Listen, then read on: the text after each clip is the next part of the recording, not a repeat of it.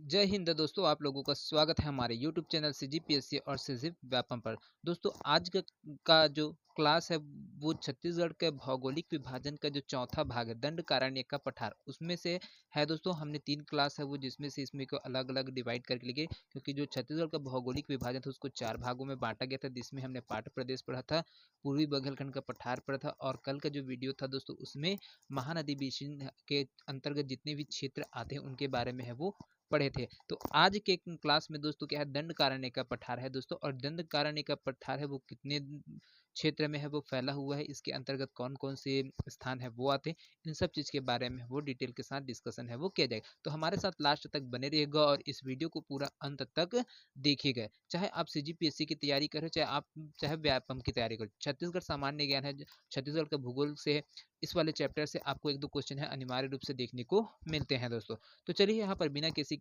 देरी के हम लोग यहाँ पर क्लास में बढ़ते हैं। और साथ में एक चीज़ कहना चाहूँगा दोस्तों कि अभी तक आपने हमारे चैनल को अगर सब्सक्राइब नहीं किया है तो हमारे चैनल को अवश्य सब्सक्राइब करिएगा और ज़्यादा से ज़्यादा लोगों तक शेयर कीजिए, क्योंकि इसमें इसी प्रकार से इंटरेस्टिंग टॉपिक है और पूरा डिटेल के साथ है आपके बीच में है जो क्लासेस है वो लाया जाता है। साथ में कुछ दिन के बाद है दोस्तों आपका जो भारतीय इतिहास का जो प्राचीन इतिहास है उसमें से MCQs भी है वो कराने है वो डेली चालू हो जाएंगे। तो आप इसको जरूर देखिएगा। साथ में जो आपका CGPSC है उसके पैटर्न पर पूरा क्वेश्चन है वो आएगा और MCQs क्वेश्चन है ना, तो इसको देखते रहिएगा। तो चलिए यहाँ पर देखते हैं आज का जो टॉपिक है उसमें देखिए दंडकारण्य का पठार। दंडकारण्य का पठार है दोस्तों, इसको छत्तीसगढ़ राज्य के क्या है दक्षिणी भाग में क्या है दक्षिणी हिस्सा है उसको दंडकारण्य के पठार के नाम से है जाना जाता है दोस्तों। यहाँ पर की जो मुख्य चीज है दोस्तों, धारवाड़ युगीन शैल चट्टान है यहाँ पर पाए जाते हैं। साथ में इसमें ग्रेनाइट और निस से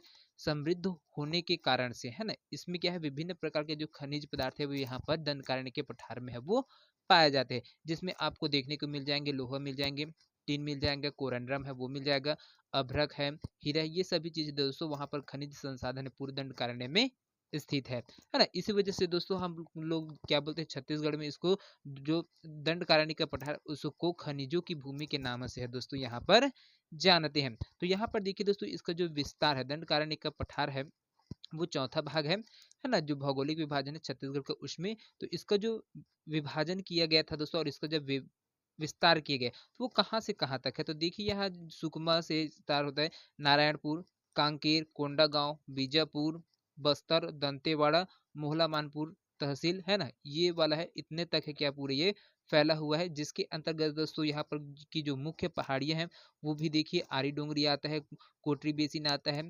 रावघाट है, ये आता है, अबूझमाड़ की पहाड़ियां हैं, ये सब है। उसके बाद देखिए यहाँ से आपका जो बस्तर का पठार है ये वाला भाग आता है जिसमें केसकाल और तेलिन घाटी है ना, ये भी आता है, विनता घाटी आता है, बस्तर का पठार आता है, बैलाडीला की पहाड़ी है और बस्तर का मैदान है। ये सभी चीज है दोस्तों दंडकारण्य क्षेत्र के अंतर्गत है पूरा आते हैं। तो देखिए इसका जो विस्तार है वो तो देख ली, उसकी इसकी स्थिति कैसी है, कौन कौन सी दिशा में कौन सी चीज है स्थित है। तो इसकी उत्तर दिशा की ओर दोस्तों यहाँ पर उत्तर दिशा है, ये उत्तर दिशा है, दक्षिण दिशा, पूर्व दिशा और ये पश्चिम दिशा छत्तीसगढ़ के हिस्से है। तो यहाँ पर देखिए जो आपका उत्तरी दिशा में दोस्तों महानदी का जो मैदान है जिसको है ना वो है जो 50% से ज्यादा हिस्सा है उसके अंतर्गत आता है। पूर्व दिशा की ओर देखा जाए तो दोस्तों यहाँ पर गोदावरी नदी घाटी है या तो गोदावरी अपवाह तंत्र है वो छत्तीसगढ़ से लगा हुआ है। साथ में उड़ीसा का जो कोरापुट पठार है और सबरी नदी घाटी है इसके पूर्व दिशा में स्थित है। साथ में पश्चिमी भाग में दोस्तों वेनगंगा और गोदावरी नदी घाटी है, दोनों दोस्तों जो महाराष्ट्र से है वो जुड़ा हुआ है, सुकमा से होते हुए महाराष्ट्र की तरफ है ना। सुकमा वाला भाग है अपन आंध्र प्रदेश वाला आ जाता है और महाराष्ट्र है वो आपका राजनांदगांव जिला से अटैच होते हुए चला जाता है। यहीं से क्या है आपका जो आ जाता है वेनगंगा और गोदावरी नदी घाटी, ये सभी इधर में आते हैं। तो यहाँ की जो प्रमुख नदी है दोस्तों उसमें देखिए उत्तर पश्चिमी भाग में कोटरी नदी है दोस्तों यहाँ पर प्रवाहित होती है किसमें दंडकारण्य के पठार में। साथ में यहाँ पर जो उत्तर पूर्वी भाग है उसमें वहां पर महानदी बेसिन है ना, वो क्या है प्रवाहित होती है, जिसको हम लोग छत्तीसगढ़ की जीवन रेखा के नाम से जानते हैं, किसको, महानदी बेसिन को। मध्य भाग में दोस्तों पूर्व से पश्चिम दिशा की ओर इंद्रावती नदी है वो बहती है दोस्तों, जिसको दक्षिण छत्तीसगढ़ की जीवन रेखा के नाम से हम लोग यहाँ पर जानते हैं। और साथ में गोदावरी नदी में जाकर दोस्तों ये जो इंद्रावती नदी है वो भी जाकर मिल जाती है। अब इसके जो क्षेत्रफल है दोस्तों उसके बारे में देखिए, जो दंडकारण्य का पठार है उसका जो क्षेत्रफल है दोस्तों 39,000 60 वर्ग किलोमीटर में ये पूरा इसको क्षेत्र है वो आता है। और इसके प्रतिशत की बात किया जाए तो इसमें 28.91% हिस्सा है वो दंडकारण्य पठार के अंतर्गत आता है ना। दंडकारण्य के उत्तरी भाग है दोस्तों, ये इसका पूरे हिस्से है ना। और जो दंडकारण्य पठार है उसको और अन्य नाम से है जानते हैं। साथ में इसकी जो 305 किलोमीटर है दोस्तों यहाँ पर पूरा फैला हुआ है। ये 305 किलोमीटर में पूरे इसका जो है ना हिस्सा उत्तरी भाग है वो पूरा आता है। साथ में चारामा कांकेर से कोंटा तक है दोस्तों यहाँ पर ये पूरा फैला हुआ है। साथ में इसकी जो चौड़ाई है 266 किलोमीटर की लंबाई है, ये चीज है ना। और ये भोपालपट्टनम से जगदलपुर के तक है दोस्तों ये जाता है। साथ में इसको दंडकारण्य का पठार उसको है ना बस्तर का पठार भी इधर ही है। और इसको खनिजों की भूमि के नाम से है वो जाना जाता है। इसकी जो भूगर्भिक जो बनावट है वो किस प्रकार से, तो यहाँ पर देखिए दोस्तों जो आर्कियन शैल समूह और धारवाड़ समूह है दोस्तों बहुत अधिक मात्रा में है यहाँ पर पाया जाता है ना। और यहाँ पर जो मुख्य खनिज पदार्थ है उसमें आपका लौह अयस्क का आयरन ओर है ना, वो यहाँ पर पाया जाता है। जिसमें आपका बेलाडीला का पहाड़ है जहाँ से उच्च किस्म के क्या है लौह अयस्क है आयरन ओर है वो यहाँ से प्राप्त किए जाते हैं। और यहीं से क्या है ना। साथ में जो बस्तर है दोस्तों, बस्तर को सालवनों का द्वीप के नाम से भी यहाँ पर जाना जाता है। और इसकी जो स्लोप है दोस्तों वो दक्षिण की ओर बहते हैं दोस्तों। किस दिशा की ओर है, दक्षिण दिशा की ओर है वो बहते हैं। यहाँ की जो ढाले हैं वो क्या है, दक्षिण दिशा की ओर ही है। साथ में यहाँ पर देखिए जो जो सबसे ऊंची चोटी है दोस्तों वो बेलाडीला में है। यहाँ पर नंदीराज है, ये है 1210 मीटर क्या है इसकी ऊंचाई है 1210 मीटर की ऊंचाई है। छत्तीसगढ़ की दूसरी सबसे ऊंची चोटी है दोस्तों। जो सामरी पाट वाला भाग है वहां पर है सबसे ऊंची चोटी पाई जाती है जो कि 1225 मीटर है, ये आ जाती है। और उसके बाद दूसरे नंबर पे आपका आ जाता है नंदीराज की चोटी है जो 1210 मीटर आते हैं। और तीसरा है दोस्तों बदरगढ़ जो क्या है 1176 मीटर है और कबीरधाम जिला में स्थित है दोस्तों। यहाँ पर देख सकते हैं दक्षिण छत्तीसगढ़ की सबसे ऊंची चोटी के नाम से दोस्तों छत्तीसगढ़ जो नंदीराज है उसको जाना जाता है। साथ में इधर जो नदी अपवाह तंत्र है, जो 5 नदी अपवाह तंत्र आप आने वाले टाइम में पढ़ेंगे है ना, नदी अपवाह तंत्र में अगले क्लास में, उसमें से एक जो अपवाह तंत्र है दोस्तों गोदावरी नदी अपवाह तंत्र, वो दक्षिण छत्तीस की तरफ है वो बहती है। यहाँ की जो प्रमुख जो नदियां हैं उसमें आपका कोटरी नदी आ जाता है, इंद्रावती नदी आ जाता है, नारंगी नदी आ जाता है, डंकनी संकनी नदी आ जाता है और शबरी नदी। ये सब चीज दोस्तों यहाँ की क्या है दक्षिण भारत जो दक्षिण छत्तीसगढ़ है जिसको दंडकारण्य के नाम से जानते हैं उसकी जो प्रमुख नदी है उसमें आता है कोटरी, इंद्रावती, नारंगी, डंकनी संकनी और सबरी नदी। ये सब चीज यहाँ पर आ जाती है। साथ में अगर यहाँ पर जो राज्य है उसमें विस्तार है तो यहाँ पर देखिए जो दंडकारण्य का पठार है वो तेलंगाना से, आंध्र प्रदेश और उड़ीसा से है। ये तीनों राज्यों से सटा हुआ भाग है दोस्तों। ये तीनों क्षेत्रों को ही क्या करते हैं, तीनों राज्यों को स्पर्श करता है जिसके वजह से। और यहाँ पर जो दंडकारण्य है दोस्तों इसको खनिजों की भूमि के नाम से है जाना जाता है दोस्तों। दंडकारण्य परियोजना पूर्वी पाकिस्तान के विस्थापितों को बस्तर में बसाने हेतु दोस्तों यहाँ पर संचालित किया गया है दोस्तों। अब अगला है देखिए दोस्तों यहाँ पर दंडकारण्य के पठार की जो भू स्थलाकृति है वो कौन कौन सी है, तो जो यहाँ पर विशेषता रखते हैं तो यहाँ पर पहला नंबर पे आता है दोस्तों राव घाट की पहाड़ी आता है ना। राव घाट की पहाड़ी है दोस्तों, इसकी स्थिति उत्तर पूर्व दिशा में स्थित है। अबूझमाड़ के पहाड़ी के कहाँ पर, उत्तर पूर्व दिशा में स्थित है। साथ में ये जो कांकेर जिला के अंतर्गत आता है दोस्तों राव घाट की पहाड़ी। साथ में यहाँ से 6 विभिन्न निक्षेप है दोस्तों यहाँ से, और उसमें लौह अयस्क है वो प्राप्त हुए है। लौह अयस्क क्षेत्र है दोस्तों यहाँ पर रावघाट की पहाड़ी क्या है लौह अयस्क के लिए है वो जाना जाता है। साथ में यहाँ यहीं से दोस्तों क्या कहते हैं जो भिलाई स्टील प्लांट है बीएसपी उसको जो लौह अयस्क है कच्चे माल की उसकी आपूर्ति है दोस्तों रावघाट की पहाड़ी से है वो किया जाता है। तो कौन सा जिला में, कांकेर जिला के अंतर्गत आता है। दूसरा है दोस्तों आरी डोंगरी की पहाड़ी।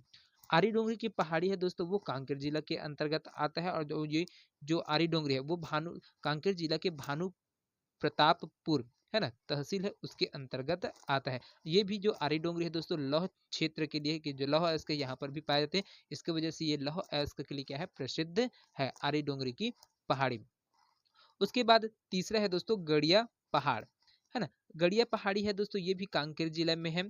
और यहाँ से इस पहाड़ी में दोस्तों सितंबर माह में गड़िया महोत्सव है वो उसका आयोजन जो फेमस है क्या है यहाँ पर जो महोत्सव होता है ना कांकेर जिला में गड़िया महोत्सव वो बहुत ही ज्यादा प्रसिद्ध है इसी वजह से। और कौन से महीने में होता है दोस्तों, तो सितंबर महीने में है जो गड़िया महोत्सव है वो इसका आयोजन है वो प्रतिवर्ष है किया जाता है। अगला है दोस्तों मलाज कुंडम की पहाड़ी। मलाज कुंडम की पहाड़ी भी दोस्तों आपका कांकेर जिले में स्थित है। और जो मलाज कुंडम की पहाड़ी है दोस्तों, वहीं से क्या है, दूध नदी है उसका उद्गम होता है दोस्तों। जो दूध नदी है इसका उद्गम कहाँ से होता है दोस्तों? मलाज कुंडम की पहाड़ी से ही होता है। और यहीं पर दोस्तों जो मलाज कुंडम जलप्रपात है वो पाया जाता है। कहाँ पर? कांकेर जिला में, है ना। जलप्रपात है मलाज कुंडम, ये कौन से दूध नदी है वहीं पर ही क्या पाया जाता है, यहाँ पर जलप्रपात भी पाया जाता है, मलाज कुंडम जलप्रपात। अगला है दोस्तों केशकाल घाटी। केशकाल घाटी दोस्तों, यहाँ पर देखिए जो इसका जो नामकरण, केशकाल घाटी का नामकरण कैसे पड़ा, तो यहाँ पर दोस्तों केसलू नामक एक व्यक्ति है दोस्तों, वो क्या थे, शेर से युद्ध करते हुए मर गया था दोस्तों, है ना, उसका डेथ हो गया था, जिसके वजह से इसको केशकाल घाटी के नाम से है वो जाना जाता है। साथ में ये जो केशकाल घाटी है दोस्तों, ये कोंडा गांव में है दोस्तों। कौन सा जिला में है?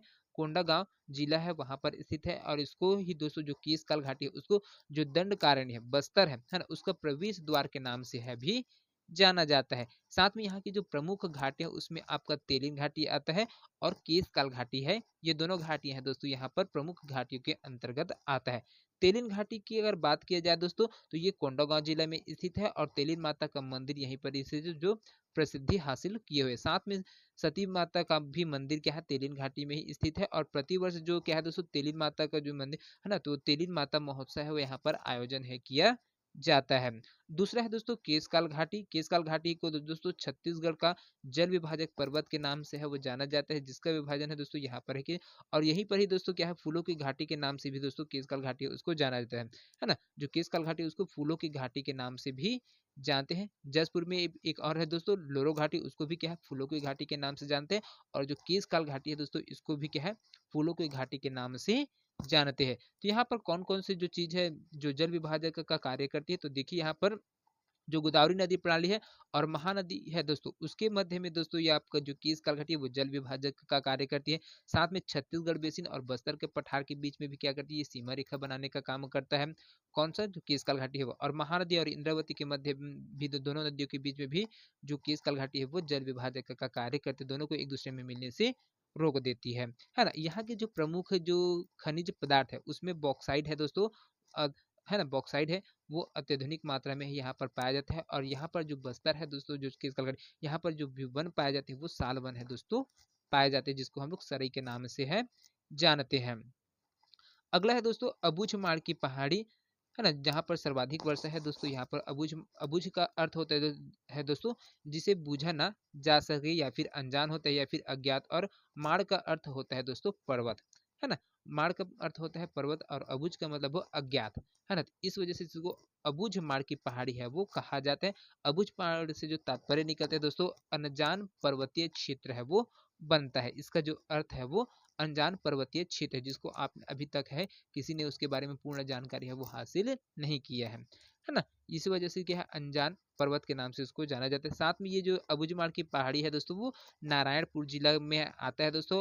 और दक्षिणी अधिकांश भाग है दोस्तों जो नारायणपुर, उसके दक्षिण पश्चिम भूभाग में ही क्या है अबूझमाड़ की पहाड़ी है वो आती है। साथ में इसकी जो औसत ऊंचाई है अबूझमाड़ की पहाड़ी की, वो 600 से क्या है 800 मीटर की ऊंचाई है दोस्तों। और पहाड़ी क्षेत्र क्या है, एक विच्छेदित पदार्थ है, उसका उदाहरण है। साथ में जो यहाँ पर इसकी जो अबूझमाड़ के उत्तरी भाग में दोस्तों कोटरी नदी का मैदान है।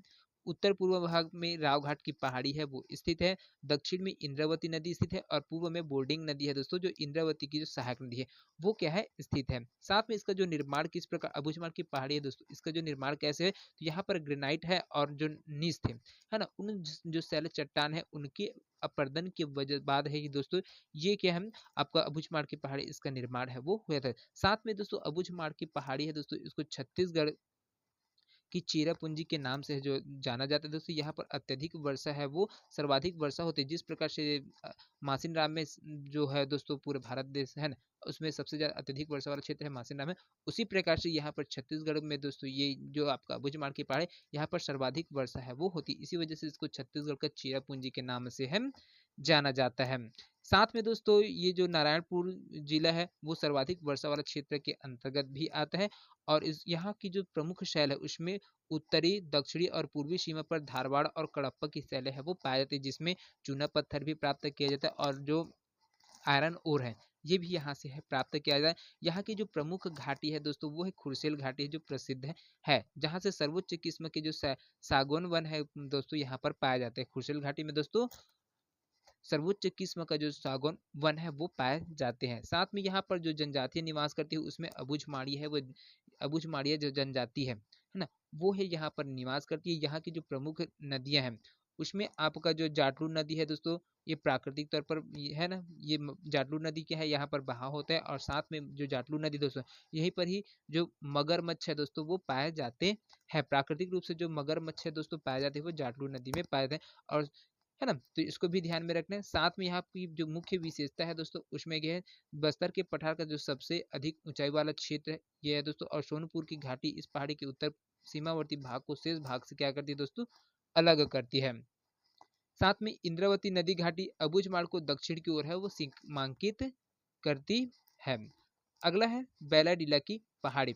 बैलाडीला की जो पहाड़ी है दोस्तों ये दंतेवाड़ा जिला में स्थित है। इसकी सबसे ऊंची चोटी है नंदीराज है दोस्तों, जो 1210 मीटर है और छत्तीसगढ़ की दूसरी सबसे ऊंची चोटी के नाम से है प्रसिद्ध है। छत्तीसगढ़ की सबसे ऊंची चोटी और दक्षिण छत्तीसगढ़ है दोस्तों, उसकी सबसे ऊंची चोटी भी है बैलाडीला की पहाड़ी। साथ में इसकी जो बनावट है वो पुरातन सैलो ओल्डेस्ट रॉक है, और आर्कियन और धारवाड़ दोनों के मिक्स होने के बाद है जो सैल का निर्माण हुआ था, उनसे ही क्या है बैलाडीला पहाड़ी उसका निर्माण हुआ है। साथ ही यहाँ की जो प्रमुख शाखा है उसमें आपका बरहा डोंगरी है, बीजापुर और दंतेवाड़ा में इसका जो फैलाव है वो है। साथ में यहाँ की जो मुख्य नदी है उसमें मलगेर नदी का उद्गम है दोस्तों, मलगेर घाटी से हुआ है, और शंखनी नदी का उद्गम है दोस्तों, नंदीराज की चोटी है बैलाडीला की पहाड़ी, वहां से हुआ है। साथ में इसके 14 निक्षेप है दोस्तों। निक्षेप कितने प्रकार के, 14 निक्षेप है यहाँ पर होते हैं, जिससे लौह अयस्क है वो प्राप्त किए जाते हैं। और यहाँ पर जो लौह अयस्क प्राप्त होता है दोस्तों कौन से प्रकार का है लौह अयस्क है, तो हेमेटाइट प्रकार का लौह अयस्क दोस्तों यहाँ पर पाया जाता है। इसी वजह से लौह अयस्क में क्या है, जो आपका बैलाडीला पहाड़ी है वो समृद्ध है। साथ में जो इसकी जो शुद्धता होती है, लोहे की जो शुद्धता होती है दोस्तों वो कितना है, 60 से 70% क्या है दोस्तों, यहाँ पर एक्यूरेसी है वो पाया जाता है आयरन ओर में। साथ में दोस्तों ये एशिया का सबसे बड़ा लौह अयस्क का भंडारण है दोस्तों, आपका यहीं पर है वो है। अगला है दोस्तों बस्तर का मैदान। बस्तर का मैदान बीजापुर और सुकमा जिले में स्थित है दोस्तों। अलबका पहाड़ी है, ये बीजापुर में है। अलबामा हिल्स है, ये भी बीजापुर के दक्षिण पश्चिम में है। और उसूर की पहाड़ी दोस्तों ये भी बीजापुर में ही क्या है, स्थित है। गोपल गोलापल्ली की जो पहाड़ी है दोस्तों वो भी क्या है, कोंटा तहसील के दक्षिण में है दोस्तों स्थित है, और जो 950 मीटर की ऊंचाई है लिए हुए है दोस्तों। और साथ में गोदावरी शबरी का जो मैदान है वो भी आपका क्या है, इधर ही है। गोदावरी सबरी नदी का जो मैदान है दोस्तों, यहाँ से उत्तर में बीजापुर तहसील से दक्षिण में कोंटा नदी तक क्या है इसका विस्तार है, और दक्षिण पहाड़ी से उत्तर पूर्व में फैला है। तो यहाँ पर देखिए दोस्तों गोदावरी शबरी का जो मैदान है वो क्या है, बीजापुर तहसील से दक्षिण में कोंटा तहसील है वहां तक फैला है, और उत्तर दक्षिण में दोस्तों उत्तर दक्षिण का जो पठार है, उत्तर पूर्वी पठार है, वहां तक इसका पूरा फैला है। इसकी जो औसत ऊंचाई है वो 300 मीटर से कम है। और यहाँ की जो स्थिति है वो गोदावरी और शबरी नदी के मध्य का जो क्षेत्र आता है वो गोदावरी शबरी का मैदान है कहलाता है। साथ में इसका जो अन्य नाम है उसको उर्मिल बेसिन के नाम से दोस्तों यहाँ पर जाना जाता है। और इस क्षेत्र में दोस्तों जो खनिज पदार्थ है उसमें टीन है दोस्तों ये पाया जाता है। जो पूरा भारत देश है दोस्तों वहाँ पर जो टीन का उत्पादन में दोस्तों यहाँ पर 100% है दोस्तों हिस्सेदारी किसका है, छत्तीसगढ़ का है। टीन है वो सिर्फ छत्तीसगढ़ में ही पाया जाता है, दंडकारण्य के भाग में पाया जाता है, और भारत में किसी भी जगह पर ये नहीं पाया जाता है। साथ में दोस्तों यहाँ पर जो क्या हम लाल दोमट मिट्टी है वो है पाया जाती है, लेकिन ये क्या है अनुपजाऊ प्रकार की होती है। मैदानी भाग है, दक्षिण भाग है उर्मिल कहलाता है यहाँ पर। उसके बाद दोस्तों यहाँ पर देखिए जो बस्तर का पठार है ये आता है, कोटरी नदी बेसिन है ये भी आता है, और कोटरी महानदी का जो मैदान है ये आता है। तो कोटरी महानदी का जो मैदान है दोस्तों उसमें आप लोग देखिएगा, जो कोटरी महानदी का मैदान है उसको कांकेर बेसिन के नाम से दोस्तों जाना जाता है। इसकी जो औसत ऊंचाई है वो 300 से 500 मीटर की ऊंचाई पर है, और इसकी जो चौड़ाई है दोस्तों वो 60 किलोमीटर है दोस्तों। अधिकतम जो चौड़ाई है ना इस कोटरी महानदी बेसिन है उसकी जो चौड़ाई है वो 60 किलोमीटर तक की है। और साथ में यहाँ पर दोस्तों है ना, जो छत्तीसगढ़ के उत्तरी भाग में दोस्तों प्रवेश द्वार के रूप में दोस्तों हम लोग कोटरी महानदी का मैदान है उसको जानते हैं। साथ में इसकी स्थिति क्या है, कांकेर बेसिन के उत्तर में महानदी बेसिन है दोस्तों वहां पर स्थित है, और दंडकारण्य के उत्तरी भाग में दोस्तों ये क्या है स्थित है। साथ में पश्चिमी भाग में दोस्तों कोटरी नदी उत्तर से दक्षिण दिशा की ओर क्या है बहती है। और लास्ट है दोस्तों यहाँ पर जो सत्र है दक्षिण का पठार। जो दक्षिण का पठार है दोस्तों अबूझमाड़ की पहाड़ी और उत्तर पूर्वी पठार के रूप में है दोस्तों दक्षिण भाग में स्थित है। दंडकारण्य के अधिकांश भाग में बीजापुर सुकमा की कोंटा तहसील के ऊपरी भाग ये सभी चीज आते हैं दोस्तों। और साथ इसका जो निर्माण है ग्रेनाइट और नाइस चट्टानों से है इसका निर्माण होता है। दक्षिण का पठार उसका निर्माण होता है और इसकी जो औसत ऊंचाई है दोस्तों 300 से 600 मीटर की है दोस्तों। तो आज का जो क्लास है दोस्तों आप लोगों को कैसा लगा हमें कमेंट्स करके अवश्य बताइए। साथ में वीडियो पसंद आएगा तो ज्यादा से ज्यादा लोगों तक शेयर करें। तो मिलते हैं अगले वीडियो में, तब तक के लिए जय हिंद जय Chhattisgarh. Thank you so much दोस्तों।